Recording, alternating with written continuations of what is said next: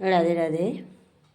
নমঃ শ্রী ভাগবতে বাসুদেবায় নমঃ। একাদশ অধ্যায় বিশ্বদর্শন রূপ যোগ। Next video. যেমন পতঙ্গগণ অতিবেগে ধাবিত হয়ে মরণের জন্য জ্বলন্ত অগ্নিতে প্রবেশ করে, তেমনি এইসব লোকও মৃত্যুর জন্যই অতিবেগে ধাবমান হয়ে আপনার মুখগহ্বরে প্রবেশ করছেন। আপনি সকল লোককে জ্বলন্ত মুখবিবরে গ্রাস করে সব দিকে জিহ্বা দ্বারা লেহন করছেন।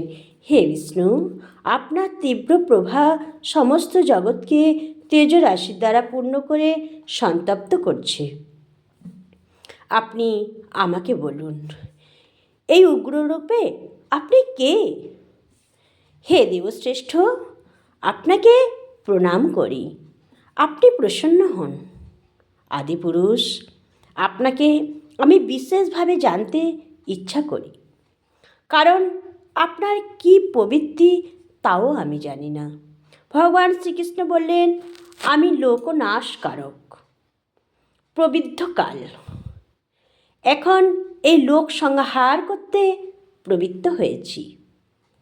তুমি যদি যুদ্ধ নাও করো, প্রতিপক্ষের যোদ্ধাগণ কেউই জীবিত থাকবে না, অর্থাৎ এদের বিনাশ হবেই।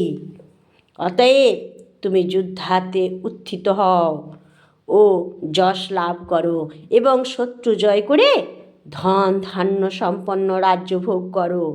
এই যোদ্ধাদের আমি পূর্বেই বধ করেছি।